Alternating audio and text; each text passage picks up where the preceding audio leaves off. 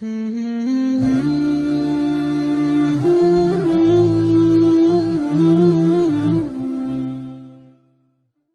پہ ایک چیز آپ کو میں ایک عرض کروں، ہمارے دماغ میں ایک چیز بیٹھی ہوئی ہے کہ میں گناہ چھوڑوں تو سارے چھوڑوں، گناہ چھوڑوں تو سارے چھوڑوں، ایک آدھے گناہ کی توبہ سے مجھے کیا فائدہ ہونا ہے۔ آپ الطافیہ ٹی وی ملاحظہ کر رہے ہیں، آپ ویڈیو کو لائک کریں، الطافیہ ٹی وی کو سبسکرائب کریں اور بیل آئیکن پر ضرور کلک کریں تاکہ ہماری تازہ ترین ویڈیوز آپ تک بر وقت پہنچتی رہیں۔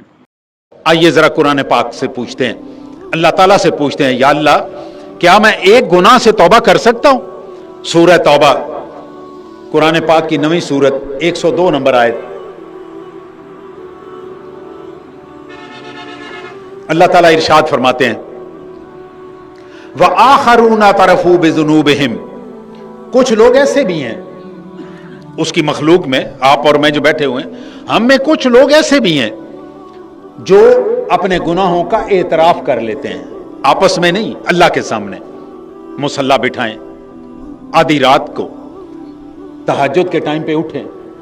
تہجد بہت بڑی عبادت ہے، رسول اللہ صلی اللہ علیہ وآلہ وسلم پہ 6 نمازیں فرض تھیں جن میں ایک تہجد ہے۔ آج کل رات لمبی ہوتی ہے، آسانی سے جاگا جا سکتا ہے، آپ اذان سے آدھا گھنٹہ 15 منٹ پہلے اٹھیں، وضو کریں، اور اگر 2 نفل بھی آپ پڑھ لیتے ہیں تو آپ کے تہجد ادا ہو گئے۔ اگر 2 نفل، ویسے 12 نفل ہیں، لیکن آپ نے اگر 2 نفل بھی پڑھ لیے تو آپ کے تہجد ادا ہو گئے۔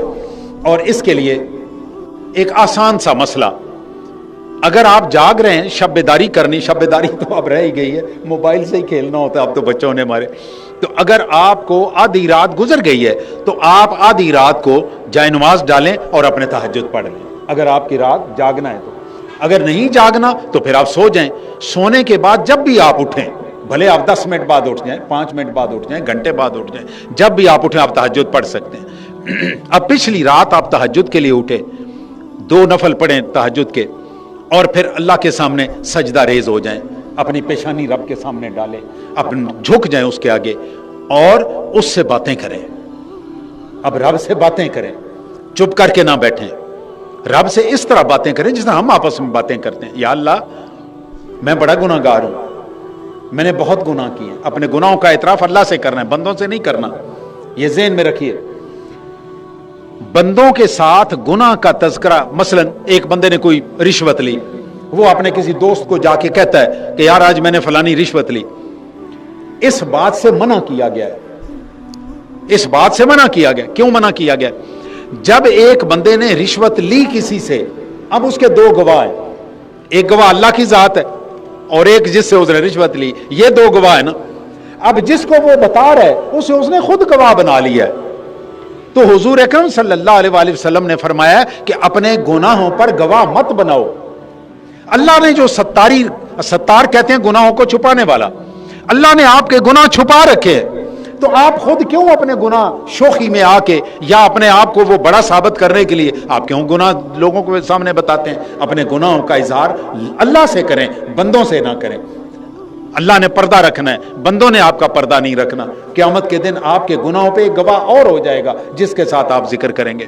تو اللہ تعالیٰ نے ارشاد فرمایا وَآخَرُونَ اعْتَرَفُوا بِذُنُوبِهِمْ، میرے کچھ بندے ایسے ہیں جو کیا کرتے ہیں؟ میرے سامنے اپنے گناہوں کا اظہار کرتے ہیں، اپنے گناہوں کا اعتراف کرتے ہیں۔ یا اللہ میں نے یہ گناہ کر لیا، میں نے یہ چوری کر لی، میں نے فلانے کا حق کھا لیا۔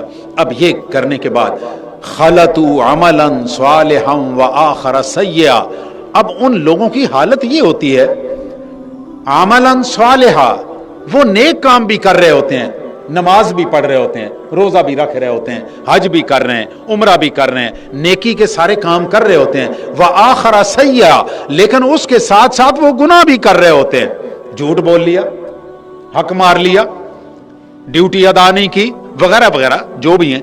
اب وہ نیک عمل بھی کرتے جا رہے ہیں اور برے کام بھی کرتے جا رہے ہیں، گناہ بھی کرتے جا رہے ہیں۔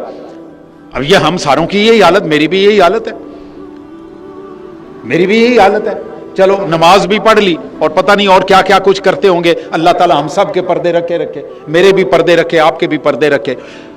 اب یہ کام دونوں کے دونوں عمل ساتھ ساتھ چل رہے ہیں، اللہ قرآن میں فرما رہا ہے، اور یہ قرآن پاک میں نہ بھی ہو تو پھر بھی آپ کو پتہ ہی ہے کہ ہم نیک کام بھی کر رہے ہوتے ہیں، برے بھی کر رہے ہوتے ہیں۔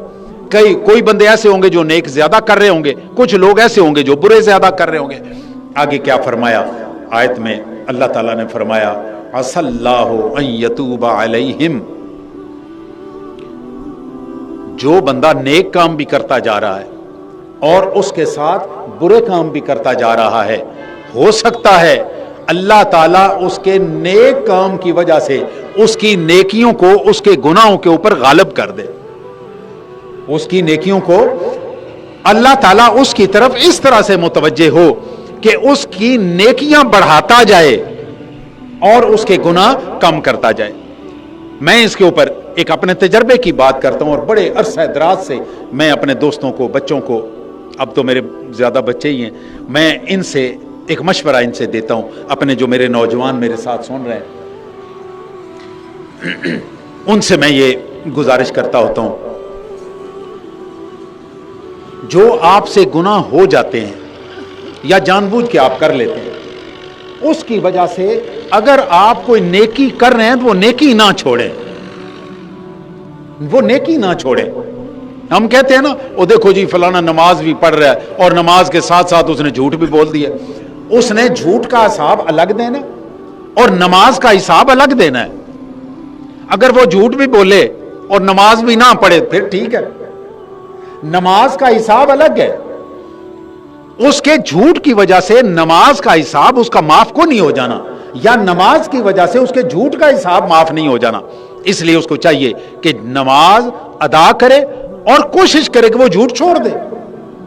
یہ اللہ تعالیٰ کا ایک اصول ہے۔ سنیے ذرا حدیث مبارک، رسول اللہ صلی اللہ علیہ وآلہ وسلم نے فرمایا، جب کوئی بندہ اللہ کی طرف ایک قدم اٹھاتا ہے، اللہ تعالیٰ اس کی طرف 10 قدم اٹھاتا ہے۔ اب میرا سوال ہے کہ اللہ کی تو ٹانگیں نہیں ہوتی نا، اللہ کے تو بازو نہیں ہوتے، اللہ کے تو پاؤں نہیں ہوتے، تو وہ 10 قدم کیسے اٹھاتا ہے؟ بندہ تو 10 قدم اٹھا لے گا نا، ہمارے ٹانگیں ہیں، پاؤں ہیں، اللہ تو بے نیاز ہے، وہ ٹانگوں سے پاؤں سے چلنے سے بے نیاز ہے، وہ تو نہیں چلتا۔ تو پھر اس کا کیا مطلب ہے؟ ذرا دھیان سے سنیے گا۔ اس کا مطلب یہ ہے کہ جو بندہ اللہ کی طرف چلنے سے کیا مراد ہے کہ آپ نیکی اللہ کے لیے کریں، یہی مطلب ہے نا اس کا، کہ آپ نے نیکی شروع کی، اور کس کے لیے شروع کی؟ اللہ کے لیے۔ آپ نے جب ایک نیکی شروع کی تو اس کا مطلب ہے کہ آپ نے اللہ کی طرف ایک قدم اٹھا لیا، آپ نے اللہ کی طرف ایک قدم اٹھا لیا۔ اب خدا کیا کہتا ہے کہ جو میری طرف ایک قدم اٹھائے گا میں اس کی طرف 10 قدم اٹھاؤں گا۔ اب وہ 10 قدم کیا ہیں؟ آپ نے ایک گناہ سے توبہ کر کے اللہ کی طرف چلنے لگے، اللہ تعالیٰ اس کے جواب میں آپ کو 10 نیکیوں کی توفیق عطا فرما دے گا۔ اللہ آپ کو 10 نیکیوں کی توفیق عطا فرمائے گا۔ اب وہ جو 10 نیکیوں کی توفیق ہے یہ کیا ہے؟ یہ 10 نیکیوں کی توفیق کیا ہے؟ یہ 10 قدم ہے۔ آپ نے ایک قدم اٹھایا تھا، آپ نے ایک نیکی شروع کی تھی، ایک گناہ سے توبہ کی تھی، اللہ تعالیٰ نے آپ کو 10 نیکیوں کی توفیق عطا فرما دی۔ اس لیے یہ گمان کرنا کہ میں سارے گناہوں کو چھوڑوں گا تو تب میں نیکیوں پہ لگوں گا، یہ بات بالکل غلط ہے۔ میں نے قرآن پاک کی آیت سے آپ کو بتایا ہے کہ اللہ تعالیٰ فرماتا ہے کہ اگر تم ملے جلے اعمال کرتے ہو تو پھر بھی میں تمہارے نیکیوں کو کسی وقت بھی برائیوں پہ غالب کر دوں گا۔ آپ الطافیہ ٹی وی ملاحظہ کر رہے ہیں، آپ ویڈیو کو لائک کریں، الطافیہ ٹی وی کو سبسکرائب کریں اور بیل آئیکن پر ضرور کلک کریں تاکہ ہماری تازہ ترین ویڈیوز آپ تک بر وقت پہنچتی رہیں۔